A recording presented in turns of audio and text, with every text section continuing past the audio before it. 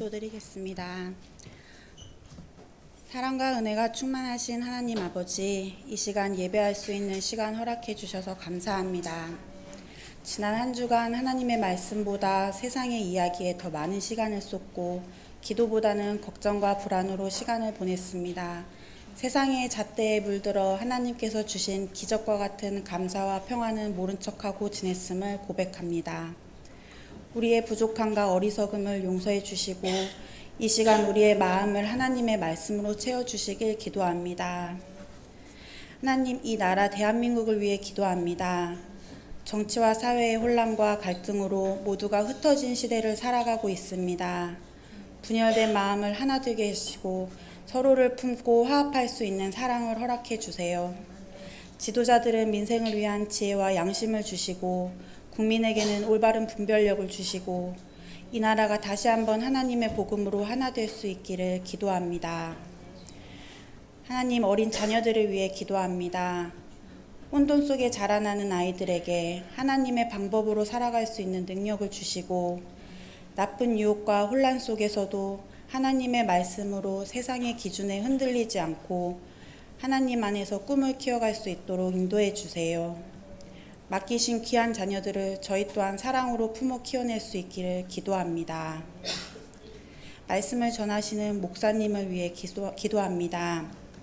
목사님의 몸과 마음이 지치지 않도록 체력과 평안한 마음을 허락하여 주시고 보이지 않는 곳에서도 교회를 세워나가시는 수고에 위로를 주시고 은혜로 가득 채워주시기를 기도합니다. 화도드림교회 성도들을 위해 기도합니다. 한 사람 한 사람 하나님의 위로와 평안을 부어주셔서 아픈 마음은 치유가 되고 지친 마음은 새 힘을 얻고 방황하는 마음은 하나님을 바라볼 수 있는 길이 열리길 기도합니다. 이 시간 예배를 통하여 하나님만을 바라보게 하시고 말씀 앞에 우리의 삶을 돌아보며 하나님의 믿음으로 살아갈 수 있는 능력 주시길 원합니다. 이 모든 말씀 예수님 이름으로 기도드립니다. 아멘.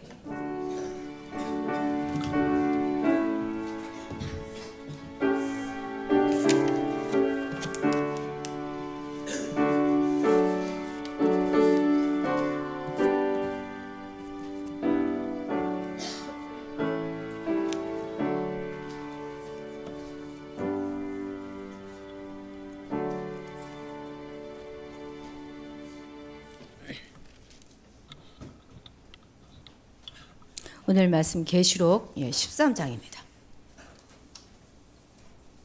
계시록 13장 1절부터 마지막 18절까지 한 목소리로 읽겠습니다. 조금 기니까 좀 빠른 속도로 읽도록 하겠습니다. 성경책 있으신 분들은 간다. 성경책 보세요. 내가 보니 바다에서 한 짐승이 나오는데 뿔이 10이요 머리가 7이라. 그 뿔에는 10 왕관이 있고 그 머리들에는 신성모독하는 이름들이 있더라. 내가 본 짐승은 표범과 비슷하고 그 발은 곰의 발 같고 그 입은 사자의 입 같은데 용이 자기의 능력과 보좌와 큰 권세를 그에게 주었더라. 그의 머리 하나가 상하여 죽게 된 것 같더니 그 죽게 되었던 상처가 나음에 온 땅이 놀랍게 여겨 짐승을 따르고 용이 짐승에게 권세를 주므로 용에게 경배하며 짐승에게 경배하여 이르되 누가 이 짐승과 같으냐 누가 능히 이와 더불어 싸우리여 하더라. 또 짐승이 과장되고 신성 모독을 말하는 입을 받고 또 42달 동안 일할 권세를 받으니라. 짐승이 입을 벌려 하나님을 향하여 비방하되 그의 이름과 그의 장막 곧 하늘에 사는 자들을 비방하더라. 또 권세를 받아 성도들과 싸워 이기게 되고 각 족속과 백성과 방언과 나라를 다스리는 권세를 받으니 죽임을 당한 어린 양의 생명책에 창세 이후로 이름이 기록되지 못하고 이 땅에 사는 자들은 다 그 짐승에게 경배하리라. 누구든지 귀가 있거든 들을지어다. 사로잡힐 자는 사로잡혀 갈 것이요 칼에 죽을 자는 마땅히 칼에 죽을 것이니 성도들의 인내와 믿음이 여기 있느니라. 내가 봄에 또 다른 짐승이 땅에서 올라오니 어린 양같이 두 뿔이 있고 용처럼 말을 하더라. 그가 먼저 나온 짐승의 모든 권세를 그 앞에서 행하고 땅과 땅에 사는 자들을 처음 짐승에게 경배하게 하니 곧 죽게 되었던 상처가 나은 자니라. 큰 이적을 행하되 심지어 사람들 앞에서 불이 하늘로부터 땅에 내려오게 하고 짐승 앞에서 받은 바 이적을 행함으로 땅에 거하는 자들을 미혹하며 땅에 거하는 자들에게 이르기를 칼에 상하였다가 살아난 짐승을 위하여 우상을 만들라 하더라.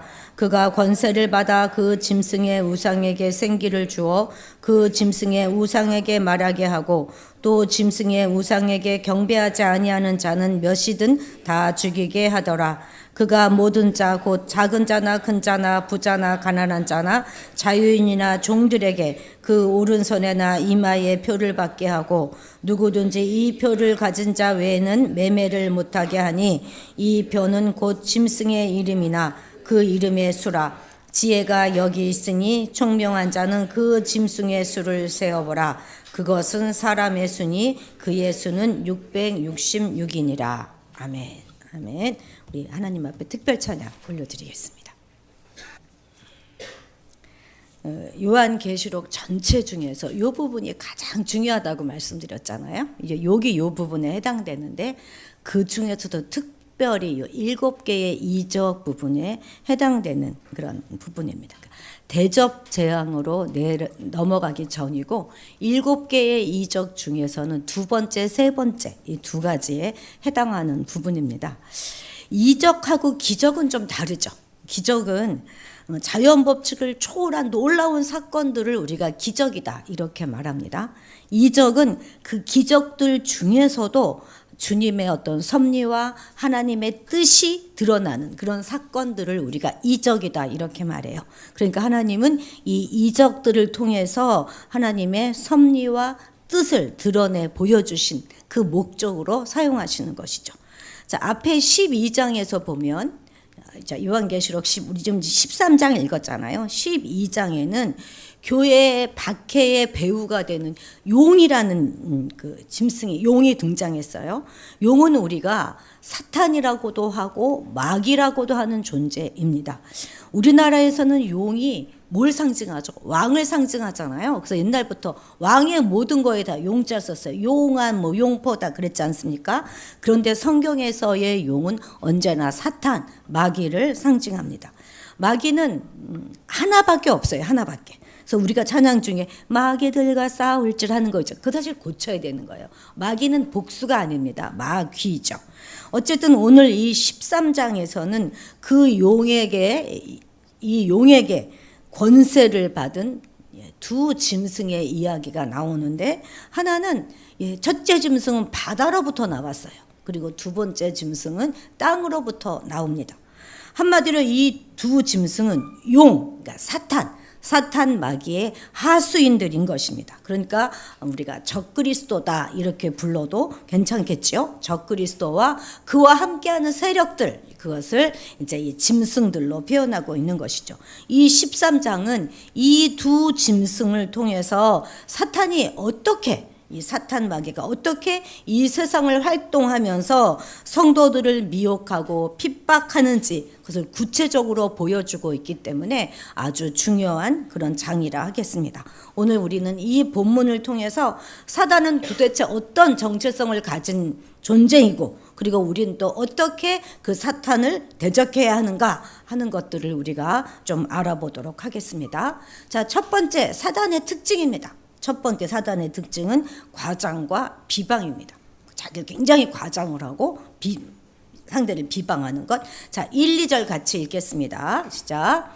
내가 보니 바다에서 한 짐승이 나오는데 뿔이 10이요 머리가 7이라 그 뿔에는 10 왕관이 있고 그 머리들에는 신성모독하는 이름들이 있더라. 내가 본 짐승은 표범과 비슷하고 그 발은 곰의 발 같고 그 입은 사자의 입 같은데 용이 자기의 능력과 보좌와 큰 권세를 그에게 주었더라. 이 짐승은 바다에서 나온 짐승이에요. 그런데 바다에서 나왔는데 뿔이 10이고, 그죠? 머리가 7이고, 거기엔 또 막 10 왕관이 있고, 거기에 신성모독하는 이름들이 있다. 우리는 아무리 상상해 보려고 해도 잘 상상이 안 되죠? 굳이 이것을 그림으로 표현해 보면 바로 이렇습니다. 꼭 이제 인터넷 검색해 보면 이런 그림 많은데요. 꼭 이렇다 하는 건 아니에요. 어쨌든 지금 이 본문을 읽고 이제 그림을 그리는 사람들이 그려본 것입니다. 이 짐승이 맹수의 특징, 이런 여러 무서운 맹수들의 특징을 공유하고 있다 하는 것은 그의 무서운 권력과 광폭성 이런 것들을 시사해 주는 것이죠. 곰처럼 보이고 사자처럼 보이고 표범처럼 과장하게 보여서 상대방에게 공포감을 드러내려고 하고 그래서 상대방을 무기력하게 만들려고 하는 사단의 획책을 말하는 것이죠. 자, 우리 5, 6절도 같이 한번 읽어볼까요? 시작. 또 짐승이 과장되고 신성모독을 말하는 입을 받고 또 42달 동안 일할 권세를 받으니라. 짐승이 입을 벌려 하나님을 향하여 비방하되 그의 이름과 그의 장막 곧 하늘에 사는 자들을 비방하더라. 아멘. 우리가 흔히 이런 말 많이 쓰잖아요. 어그로 끈다 그러잖아요. 바로 이 사탄이 그렇게 하는 것입니다. 여기서 신성모독한다 하는 것은 언제나 그 목적어를 하나님을 가지죠. 누굴 그러니까 신성모독하는 거예요? 하나님을 신성모독하는 것이죠. 그렇게 과장된 묵직과 커다란 소리를 내어서 하나님을 모독하고 하나님을 믿는 자들을 겁주는 것입니다.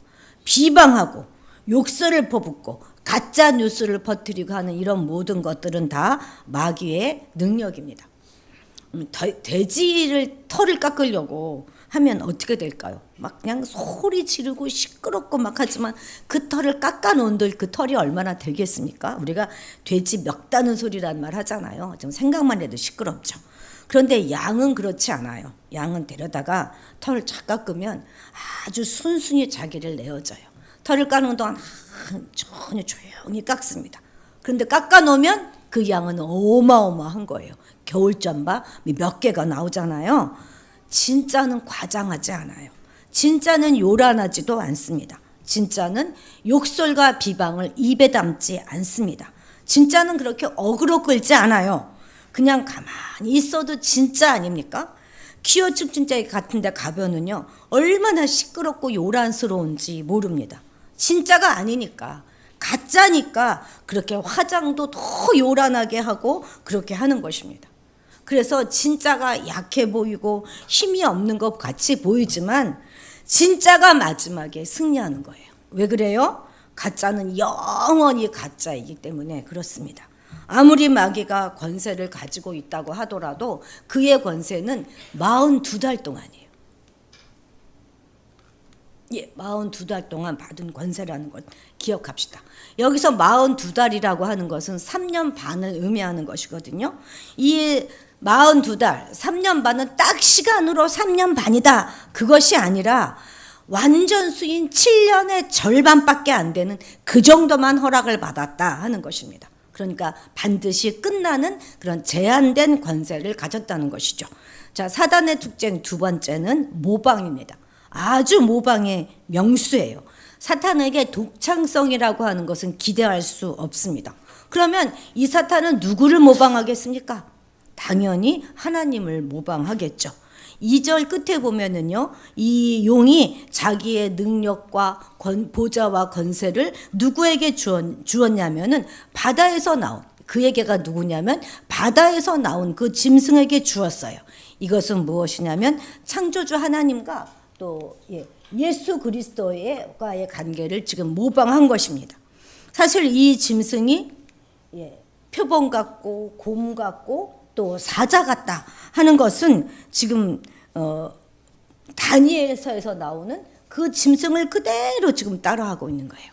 사실 다니엘에 있는 짐승들은 당시에 세상 권력을 잡았던 나라들을 상징하여 보여준 것이었거든요. 뭡니까? 바벨론, 메데와 바사, 페르시아, 로마 제국들을 다 상징해서 나타난 것들이에요. 근데 바로 이 다니엘에 나온 짐승과 여기 나온 짐승들이 겹쳤기 때문에 종말의 사람들은 아니 그러면 그 나라들이 다시 나온다는 말인가 하는 의문을 갖기도 합니다. 그래서 유럽 연합이 나온다는 건가? 미국인가? 오바마인가? 아니야 트럼프인가 봐. 별의별 말을 다 합니다만 이것은 그냥 다니엘의 환상을 모방하여서 따라하고 있는 것뿐이에요. 그러니까 역대 그 모든 큰 나라들의 포악함과 그 비진리들을 한꺼번에 다 모아놓은 것 같은 그런 존재가 나타난다 하는 의미인 것이죠.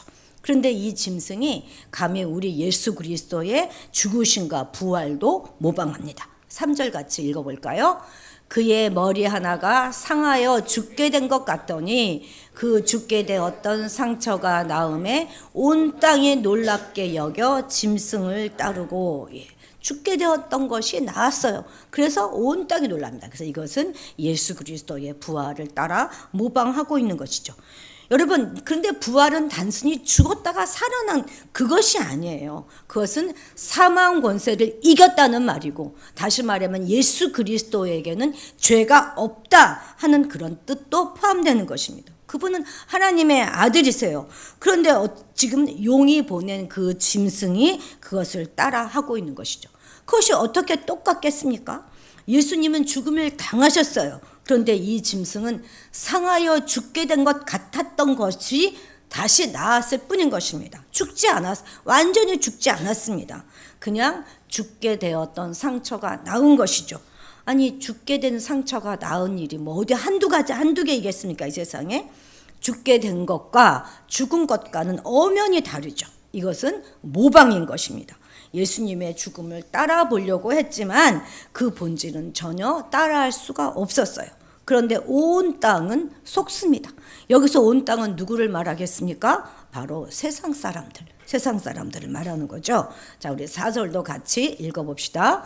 용이 짐승에게 권세를 주므로 용에게 경배하며 짐승에게 경배하여 이르되 누가 이 짐승 같으냐? 누가 능히 이와 더불어 싸우리여 하더라. 온 땅이 놀랍게, 온 세상 사람들이 놀랍게 여겨서 이들은 적극적으로 용에게 경배하고 또 짐승에게 경배합니다. 예배합니다. 이와 같은 분 없다. 누가 이렇게 하냐? 누가 그와 싸워서 이길 수 있을까? 하면서 막 찬양을 하는 거예요. 그런데 이렇게 용에 대한 예배의 행위 역시 4장에 나오면 모든 창조주 하나님께 대하여서 내 생물과 24장로들이 하늘에서 막 하나님을 경배하고 찬양하거든요. 그 하나님에 대한 경배를 지금 모방하고 있는 것입니다. 뿐만 아니죠. 자, 11, 12절도 우리 같이 한번 읽어봅시다. 시작. 내가 봄에 또 다른 짐승이 땅에서 올라오니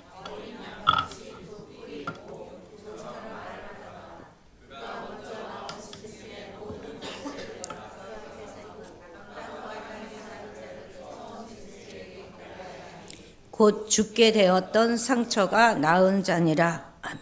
이번에 또 다른 짐승 하나가 올라와요. 어디서? 땅에서 올라옵니다. 그러니까 첫 번째 짐승은 바다에서 올라왔어요. 두 번째 짐승은 땅에서 올라옵니다. 근데 이 사람은 겉은 어린 양 같아요. 그런데 그에게는 용처럼 말은 사탄의 말을 하고 있는 것이죠. 이 용과 이 두 짐승은 지금 거짓 삼위일체를 구성해서 하나님의 그런 삼위일체, 하나님과 어린 양 대신 예수님 그리고 성령님 요 삼위일체를 지금 모방하고 있는 것이죠.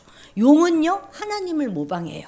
그리고 바다에서 올라온 짐승, 먼저 나온 짐승, 첫 번째 짐승이 바로 이 바다에서 올라온 짐승이잖아요. 예수님을 흉내냅니다. 그리고 그가 이제 지금 두 번째 나온 짐승이에요. 이 두 번째 땅에서 나온 짐승은 성령님을 흉내냅니다. 하나님이 아들에게 권세를 주신 것처럼 용은 첫째 짐승에게 권세를 주었어요.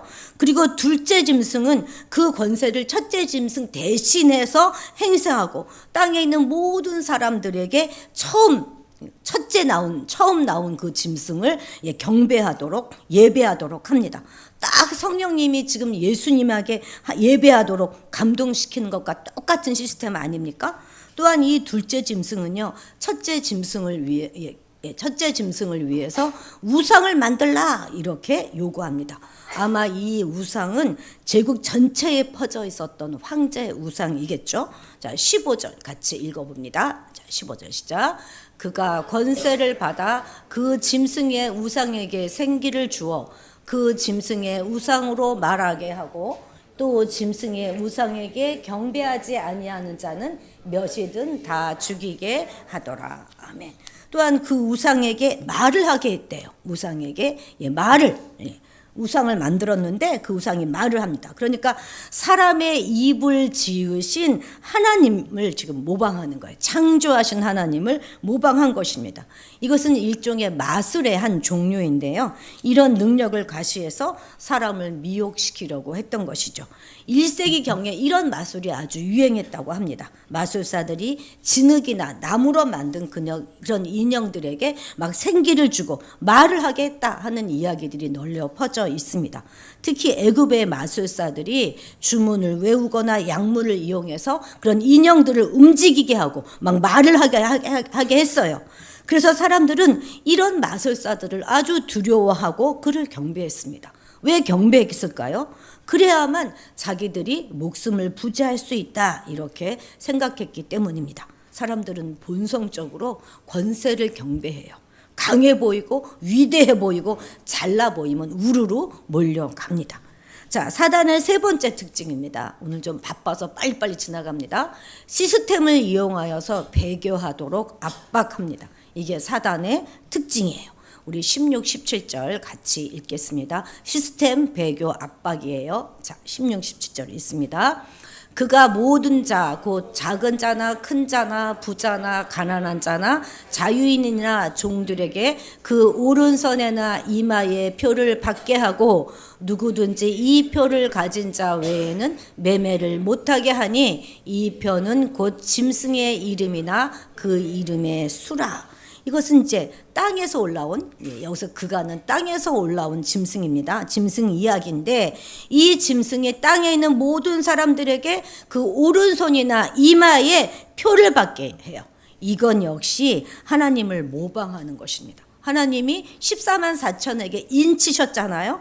바로 그것을 따라 모방하는 것이죠. 자, 오른손이나 이마에 표를 받는다 하는 건 이것은 진짜 표를 받는 것이 아니라 상징이에요. 하나님을 흉내내는 것인데 하나님이 14만 4천에게 인치신 것도 상징 아닙니까? 그러니까 이 표를 받는 것 역시 상징이라는 것 우리 이해해야 합니다. 지금 이 표를 받는 것 그것은 무엇이냐면 짐승의 마음을 따라가는 것, 짐승의 행위를 따라가는 것 그걸 말하는 거예요. 이마에 표를 받는다 하는 것은 무슨 말이냐면 그 내면의 헌신, 그 짐승에게 용에게 헌신하는 것을 말하고 오른손에 표를 받는다 하는 것은 그 헌신을 실제의 삶 가운데서 살아내는 것 그것을 상징하는 것이죠.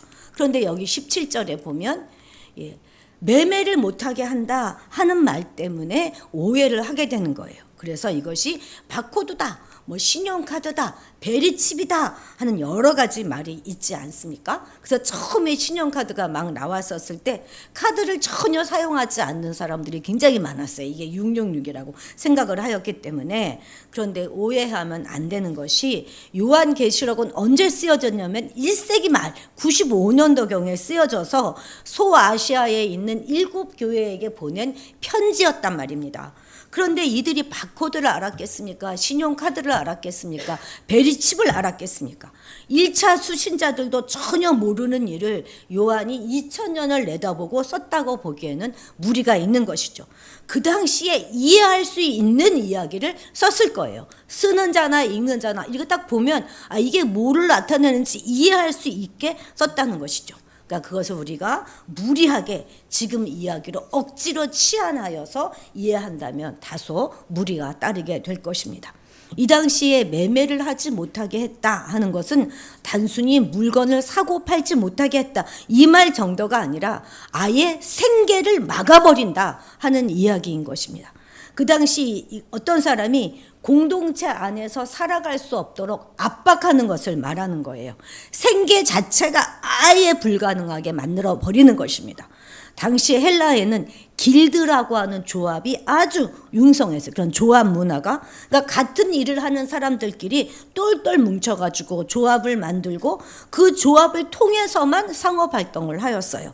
그런데 그 조합마다 자기들이 특정 이방신을 모시는 거예요. 그래서 함께 모여서 먼저 그 이방신에게 제사를 드려요. 그리고 음식을 나누어 먹고 그리고 연합하고 서로 거래를 하는 것입니다. 그래서 이 조합에 들어가지 않는 자는 누구도 거래할 수가 없었어요. 이 당시에 산업이라고 하는 게 뭐 대단한 게 아니잖아요. 자기 능력으로 뭐 하는 게 아니라 농업, 뭐 수산업, 어업 같은 1차 산업이었단 말이에요. 그런데 동정업계가 자신들을 받아주지 않아요. 왜 받아주지 않습니까? 이들이 이방신에게 드리는 제사에 참여하지 않아요. 그러니까 받아주지 않습니다. 그래서 이 조합에 가입할 수 없기 때문에 함께 제사 지나지 않기 때문에 음식을 나눠 먹고 그러지 않기 때문에 살아갈 수가 없게 되는 것입니다. 그러니까 야비하게 사단은 구조적으로 압박하면서 배교하지 않으면 살아갈 수 없도록 만들어 버리는 것이죠. 생계로 옥죄면서 충성을 강요하는 것, 그것이 바로 이들의 교묘한 전략인 것입니다. 오늘날 우리에게도 이러한 압박은 끊임없이 다가오지 않습니까?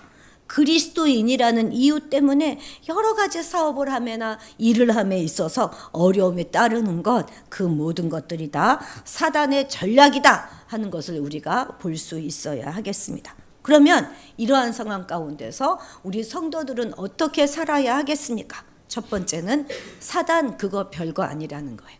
두려워하지 말아야 돼요. 겁내지 말아야 하는 것입니다. 쫄지 말아야 하는 것이죠. 자, 우리 18절 같이 읽겠습니다. 시작. 지혜가 여기 있으니 이야기하는데 그 짐승의 수가 뭐래요? 666이라는 것입니다. 이 666이라는 것에 대해서 여러 가지 학설이 굉장히 많습니다만 그래도 1차적으로는 이 666이 네로 황제를 지칭하는 것으로 보는 것이 보편적인 견해입니다. 왜냐하면 히브리 말에는 숫자가 없습니다. 우리말에 숫자 있어요? 우리말에 숫자 없어요. 그래서 우리는 아라비아 숫자를 대신 쓰잖아요. 한자는 숫자가 뭐 한이 뭐 2, 3 해갖고 숫자가 있잖아요. 히브리어에도 숫자가 없습니다. 그렇기 때문에 히브리 사람들은 이 아라비아 수를 쓴 게 아니라 자기들 자음에 그거를 숫자로 썼어요. 그래서 이 네로 황제의 이름을 그 숫자를 다 대입해서 보면 666이 되는 거예요.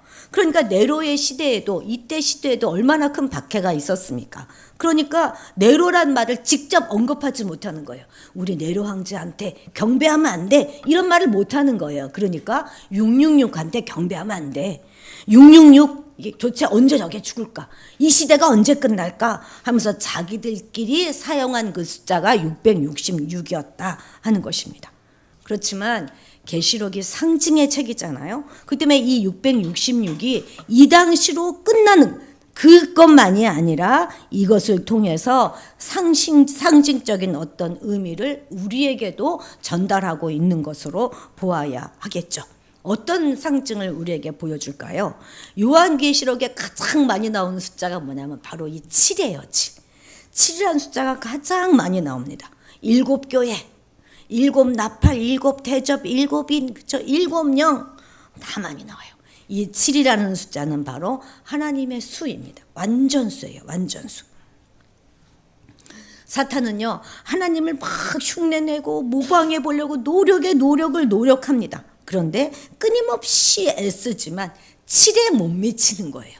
6이에요. 6. 그래서 6은 아무리 흉내내고 노력하고 애써봐도 미치지 못하는 사람의 수, 그것이 바로 6인 것입니다. 그래서 6은 사람이에요. 하나님이 사람을 몇째 날 창조하셨어요? 6째 날 창조하셨거든요. 6은 사람의 수입니다. 하나님처럼 돼보려고 기를 써봤지만 하나님의 자리를 차지해 보려고 애를 써봤지만 결국 실패하고 마는 인간의 수가 바로 666이에요. 육을 세 개로 모아놔도 안 된다는 거예요. 그게 666입니다. 그러니까 사탄은 결국 인간의 수준에 불과한 것이죠. 절대 사탄은 창조주가 될 수도 없고 섭리자가 될 수도 없어요. 바꿔 말하면은요, 인간도요, 하나님의 자리를 노리고 노리고 막 노력하고 애쓰면 666은 될 수 있지만 절대 7은 될 수가 없는 것입니다. 그런데 우리가 왜 이렇게 666을 무서워합니까? 그것은 아주 오래전에 이런 영화가 있었어요. 오맨이라고 하는 영화가. 이 영화 때문에 이렇게 무서워하게 된 것입니다. 이 영화가 얼마나 인기가 있었냐면 시리즈가 10편이 나왔어요. 6월 6일 6시에 한 아기가 태어났어요. 근데 머리를 깎아보니까 머리에 666이 있는 거야. 근데 이 아기가 막 부모를 죽이고 막 세상을 뭐 완전히 엉망진창을 만듭니다. 근데 정말 무서운 건요, 십자가도 안 통해요. 웬만한 이런 영화는 십자가 딱 붙이면 이게 죽어야 되잖아요, 사탄이. 근데 전혀 영향력을 미치지 않는 것입니다. 그래서 이 666이 아주 무서워진 거예요. 절대 이 666은 두려운 것이 아닙니다. 666은 어느 시대나 등장해서 인간을 짐승의 삶으로 전락시키는 모든 체제들을 가리키는 것이 바로 666입니다. 우리 야고보서 4장 7절 같이 읽어볼까요? 시작. 그런즉 너희는 하나님께 복종할지어다. 마귀를 대적하라. 그리하면 너희를 피하리라. 성경은 마귀를 대적하는 방법으로 다른 어떤 걸 이야기하지 않아요. 힘을 키워라, 싸움의 기술을 익혀라, 주문을 익혀라, 이렇게 말하지 않습니다. 뭘 하라 그래요? 하나님께 복종하라, 이렇게 말합니다. 왜 그렇습니까? 사탄은 태초부터요, 여러분 잘 들어보세요. 예수 그리스도와 그의 백성, 하나님의 백성을 죽이려는 그 시도를 태초부터 끊임없이 해왔습니다. 근데 한 번도 성공한 적이 없어요. 들어보십시오. 예수님의 탄생하던 그때에 헤롯은 아기 예수를 죽이려고 베들레헴에 있는 모든 영유아를 다 죽이려고 명령했습니다. 그리고 그보다 더 오래전에 모세가 태어날 땐 또 어떻게 했습니까? 사탄은 어찌하든지 하나님의 거룩한 씨앗을, 거룩한 사람들 다 죽이기 위해서 바로를 충동해갖고 갓 태어난 그 아기들을, 히브리 아기들을 나일강에 던져 죽게 만들었어요. 그러나 그런 모든 계획이 다 수포로 돌아갔습니다. 이것뿐이 아니에요. 왜 이렇게 사울은 끝까지 다윗을 죽이려고 했겠습니까? 다윗의 후손으로 오실 메시아의 씨를 아예 없애버리려고 하였기 때문입니다. 자, 이것 좀 보시겠습니까? 북이스라엘의 악녀 이세벨 있죠. 아주 악녀잖아요. 이세벨의 딸 아달랴가 북이스라엘로 시집으로, 남유다로 시집을 옵니다. 남유다 여호람과 결혼을 하게 되죠. 그죠? 그래서 그런데 자기 아들 아하시아가 2년 만인가, 왕위에 오른 2년 만인가 죽어요. 그러니까 어떻게 합니까? 남은 유다 왕족의 씨를 다 완전히 다 말려버려요. 그리고 자기가 왕이 되어서 무려 7년간 통치합니다. 그런데 씨를 다 말린 줄 알았어요. 완전히 다윗의 왕족의 씨는 다 말라 죽었는 줄 알았는데, 이때 여호사밧, 그러니까 아하시아의 할아버지죠. 여호사밧의 딸인 여호세바가 자기 남편하고 이 요아스를 몰래 7년 동안 성전에 감춰요. 그래서 7년 뒤에 이 요아스가 왕이 돼서 다윗의 혈통을 이어나가게 되는 것입니다. 이뿐만이 아니죠. 하만은 에스더와 유다 민족을 왜 다 그렇게까지 죽이려고 했겠습니까? 근데 막 몰살하려고 했지만 결국 어떻게 되었어요? 그 장대 위에 자기가 달리게 되지 않았습니까? 이런 일들은요, 성경에 보면 끝도 없이 나와요. 사탄은 어찌하든지 하나님의 구속 계획을 방해하려고 합니다. 이 방해 계획의 절정이 무엇입니까? 예수님을 십자가에 죽인 그것이었어요. 그러나 죄가 없으신 우리 예수님은 3일 만에 죽음에서 사망 권세에서 살아나셨어요. 그래서 우리는 두려워하거나 겁을 낼 이유가 전혀 없는 것입니다. 언제나 하나님이 이기세요. 가짜는 진짜를 전혀 이길 수가 없습니다. 여러분, 북한은요, 교회의 흔적을 철저히 다 없애버렸어요. 다 없애버리고 그 자리에 다른 건물을 다 지었습니다. 그 대신에 누구를요? 김일성. 김정일, 이 김일성 수령 아주 하나님처럼 종교화 시켰습니다. 그렇게 철저하게 다 교회를 다 말살했는데 개신교가 가만 보니까 고난의 행군을 거치면서 돈줄이 되는 거예요. 그러니까 봉수교회, 칠교회 이런 교회들을 전시용으로 만들었어요. 그래서 이제 예배 봐요. 그들의 관리하에서 놀라운 일이 생기는 거예요. 이렇게 가짜 교회를 만들었는데요. 진짜 교인들이 생겨나기 시작한 것입니다. 얼마나 놀라운 일입니까? 가짜는 전혀 진짜를 막아낼 재간이 없다는 거 우리는 기억하고 두려움에서 벗어날 수 있어야 하겠습니다. 자, 두 번째, 우리는 분별력, 영적 분별력을 키워야 하겠습니다. 특히 첫째 짐승의 우상이 둘째 짐승으로부터 생기를 받아가지고 말까지 하게 되었다 하는 것은 아주 중요한 메시지를 담고 있습니다.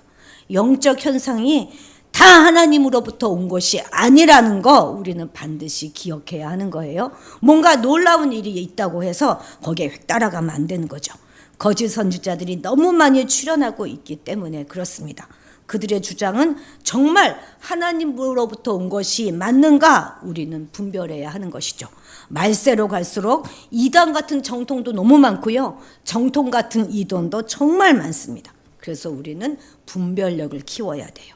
함부로 이단이라고 정지하지도 말고 또 함부로 누구를 보고 신뢰하고 따라가지도 말아야 하는 것입니다. 심지어 저조차도 믿으면 안 돼요, 여러분. 늘 성경으로 이걸 다 점검을 해보셔야 합니다.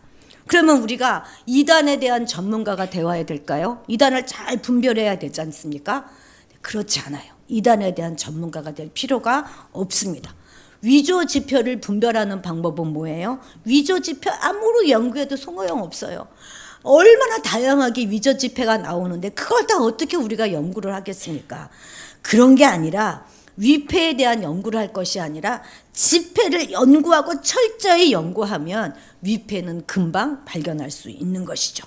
그러니까 우리가 사단의 역사를 분별해 내기 위해서는 더욱 성경과 말씀에 더 우리가 더 열심을 내야 하는 것이죠. 그것이 바로 마지막 때에 우리가 미혹되지 않고 살아갈 수 있는 방법인 것입니다. 그런데 이것은 단지 성경만 열심히 보는 것을 의미하는 것은 아닙니다. 한 속에는 성경, 한 속에는 신문 이런 말처럼 이 세상의 모든 흐름에 대해서도 우리는 예민하게 반응해야 하는 것이죠. 하나님이 기뻐하시지 않는 일에 우리가 아무 생각 없이 동조해서는 안 되지 않겠습니까? 며칠 전에 여가부 장관 후보자 되시는 분이 여성가족부를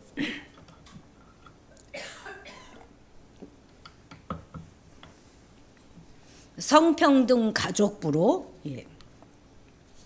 개편하겠다 하는 입장을 밝혔습니다. 여러분, 평등이라고 하니까 다 좋은 것 같죠? 평등은 얼마나 좋습니까? 그런데 여러분, 이거 우리가 그냥 보고 있으면 안 되는 거예요. 성평등하고 양성평등하고는 전혀 다른 개념이라는 거 우리 반드시 알아둬야 돼요. 양성평등은 양성, 남성과 여성이 평등하다 하는 말입니다. 이게 좋은 거죠.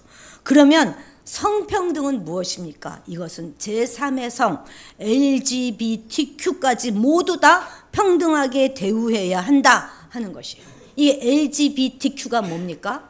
레즈비언, 게이, 양성애자, 트랜스젠더, 성수, 성소수자 이들까지 모두 다 평등하게 대해야 한다 하는 것이 성평등이에요. 그래서 이것은 사실상 포괄적 차별금지법을 만들기 위한 선제적인 개념입니다, 여러분. 그런데도 양성평등이나 성평등의 지향점에 차이가 없다 이렇게 말하는 것은 우리를 속이는 것입니다. 그러면서 또 뭐라고 말해요? 포괄적 차별금지법 제정은 현재 찬반이 나뉘어지고 갈등 요소가 있기 때문에 충분한 논의와 국민적 합의가 필요하다 이렇게 말하고 있는데 마치 한 발 물러선 것처럼 이야기하지만 이건 결국 말장난이에요. 속도 조절을 하겠다는 것이지 이 포괄적 차별금지법을 제정하지 않겠다는 것이 아닙니다. 우리가 분별력이 없잖아요. 그럼 이런 모든 말에 속아 넘어가게 되는 것입니다. 지금 포차법 만들지 않겠다가 아니라 단계별로 가겠다 이렇게 말하고 있는 것입니다. 우리가 어떤 이념의 편향성을 따라가는 것이 아니라 하나님이 정말 무엇을 원하시는가 하는 그런 것들을 우리가 분명하게 정확하게 분별해 내야 하는 것이죠. 자, 세 번째 하나만 더 얼른 보겠습니다. 말을 조심해야 되는 거예요. 말. 여러분, 마귀의 언어는요, 마귀를 우리가 뭐라고 하냐면 디아블로스 이렇게 말합니다. 사탄, 마귀, 디아블로스. 여러분, 디아블로 게임, 사탄 게임입니다. 기억하십시오. 디아블로스입니다. 그 뜻은 뭐예요? 이간질하는 자, 속이는 자, 참수하는 자, 거짓말하는 자, 근거 없는 말로 비방, 중상, 모략하는 자, 이런 자들을 일컫는 말이에요. 근데 이게 다 지금 무엇과 관련이 있습니까? 어느 하나에 관련이 있어요. 뭐하고 관련이 있죠? 다 말과 관련이 있다는 것입니다. 우리 6절 같이 읽어볼까요? 시작. 짐승이 입을 벌려 하나님을 향하여 비방하되 그의 이름과 그의 장막 곧 하늘에 사는 자들을 비방하더라. 아멘. 사단이 가장 잘 사용하는 그의 가장 강력한 무기가 바로 말입니다. 그리고 그 방법은 비방이에요. 모략과 미혹입니다. 여러분들도 다 경험해 보지 않으셨습니까? 우리가 들었던 어떤 말은 그냥 꽉 우리의 마음에 박혀가지고 정말 그것 때문에 내가 죽고 싶은 마음이 들게끔까지도 만드는 그런 말들도 있습니다. 도무지 치유가 되지 않고 그냥 살아있어요. 이게 막 그냥 평생을 가는 그런 말들도 많습니다. 그렇게 말은 사단의 도구가 될 만큼 강력한 것입니다. 우리 그리스도인들은 그래서 이 말을 조심해야 돼요. 절대 거짓말하면 안 되는 것입니다. 거짓말을 예사로 여기면 안 돼요. 또 이간질하고 비방하고 중상모략하는 말들도 절대 하면 안 되는 것입니다. 자칫 우리가 경솔하게 행동하면 우리도 모르는 새 우리가 사탄의 하수인이 될 수 있습니다. 그래서 할 수만 있다면 우리는 다른 사람을 세우고 격려하는 그런 말들만 해야 하는 것이죠. 하나님께 영광 돌리는 그런 말들만 해야 하는 것입니다. 우리의 입을 지으신 하나님의 성품을 드러내는 귀한 말들을 마지막 때에 우리의 사명을 끝까지 그런 말만 하는 그런 사명을 끝까지 감당하는 저와 여러분들이 되시기 축복합니다. 그 입에 있는 그런 저급한 말들, 욕설들 이런 말들도 우리가 다 멀리해야 되는 것입니다. 여러분, 지금이 바로 종말이고 말세의 시기입니다. 우리가 지금 요한계시록 안에 들어와 살고 있는 거예요. 지금 이 요한계시록의 모든 이야기는 판타지 소설처럼 언젠가 막연히 일어날 일이 아니고 지금 우리 삶 가운데 엄연히 벌어지고 있는 일들입니다. 우리가 깨어서 분별력을 갖지 않으면 우리는 신앙을 다 놓쳐버릴 수가 있어요. 내 신앙뿐만 아니라 우리 다음 세대도 다 놓쳐버릴 수 있습니다. 이런 의미에서 이제 신앙의 길로 들어오신 우리 이재희 성도님 가정이나 우리 박서정 자매님 환영하고 격려합니다. 이 마지막 때에 우리는 반드시 신앙으로 살아가야 하겠습니다. 우리는 결단해야 돼요. 오늘 우리 요한계시록은 우리에게 질문을 던집니다. 너희가 가야 할 진정한 길은 어디인가? 본질을 따라가는 권세는 지금 어디 있는가? 지금 편하고자 가짜 본질이 없는 그런 가짜 권세들을 따라가면 안 될 것입니다. 지금 살자고 엉뚱한 길을 간다면 우리는 영원한 멸망에 이르게 될 것입니다.